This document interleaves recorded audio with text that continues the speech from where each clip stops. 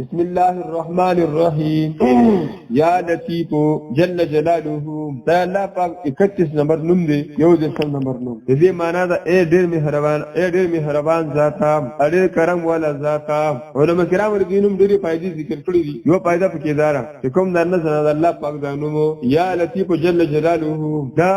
یوصل او دیرش زلی اولولی 130 زلی یوصل او دیرش زلی اولولی انشاءاللہ در رزق او برکت وی رزق کې برکت وی او دا ټول کارونه په خیر طریقې سره پوره کړي لکه دا زموږ لازمي کې ورځ کې با روزګار وخت کې یوصل او دیرش پیری دیرش پیری یوصل او دیرش پیری 133 پیری به دا زلول ما به دعا چې دا خپل عادت جوړ کی کړه رزق کې برکت وی او ټول کارونه په خیر طریقې سره پوره کړي او دې نو پیدا پکې دارا کوم درنه زنه الله پاک دانوم یا لطیف جل جلاله غیبی کی په تکلیف کی بیماری کی ځان سره وي یا بل مصیبت گرفتار دي ځان سره وي نو خدا کسو خیر کې سره او د سکی او د کاته مونږ کی خپل مقصد او مطلب پزله کی مخته کی او سلزلی وللی سلزلی یا لطیف جل جلاله مقصد دې پوره شي ظلم غریبی دا تکلیف ته بیماری دا ځان لواله نو یا بل لا ضرورت متضا او د سکی کی د کاته مونږ کی نه پلو او داغه نه پسل پر دی یا لطیف جل جلاله یا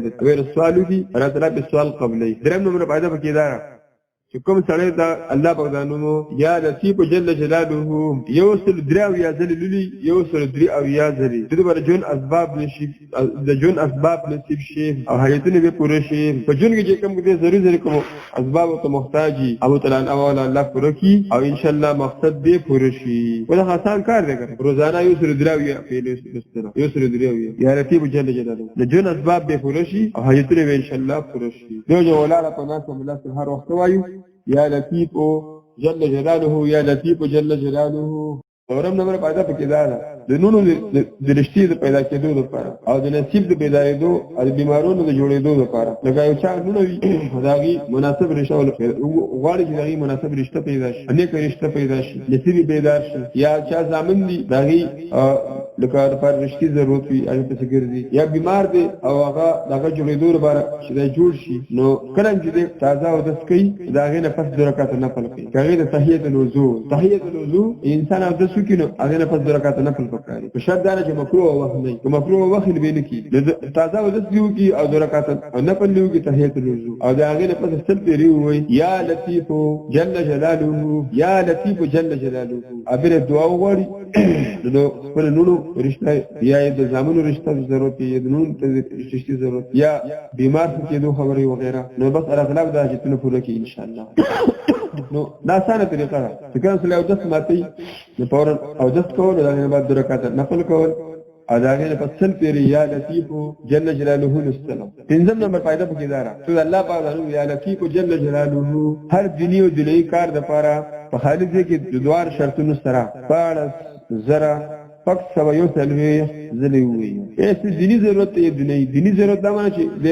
علم کول غواړم زه قران حافظ جوړ شم عالم جوړ شم یا بل دینی خدمت کار دی یا دنیا څخه ضرورت دی نو خالد کې د کینی خالد دی او شپاله زرا پک سوا یو تلوي پیری دی وي یا لطیف جل جلاله شپاله زرا پک سوا یو تلوي هغه نه پس دعا وغواړي الله تعالی هغه دینی ضرورت پوره کړي دینی ضرورت الله تعالی پوره کړي دی ولاله په ناس الله تعالی خدای وغواړي یا لطیف جل جلاله یا لطیف جل جلاله اګم نمبر پیدا پکې دارا چې الله تعالی یا لطیف جل جلاله یوصلو اشپیته زله اوللی 160 پیری اوللی او دې سره سره د آیت مبارکه اوللی سورۃ انعام غایت انعام لا تدركه الابصار وهو يدرك الابصار وهو اللطيف الخبير دغه یوصلو شپیته زله د یا لطیف اوللی او سره دغه آیت هم دغه پوره اوللی یوصلو شپیته هغه د خطرنا ان شاء الله په امن کې شي کله څه خطر وي الله تعالی په امن دشمن مار لړم چا طرف نو ته خطر وي نو د شپې دا الله په دانو یوسف پیته پیری وي یا لطیف جل جلاله هدایت مبارک ته یوسف پیته پیری وي الله تعالی لا تدركه الابصار وهو يدرك الابصار وهو اللطيف الخبير وم نمبر پیدا پکې دا د بیمارونو جوړېدو لپاره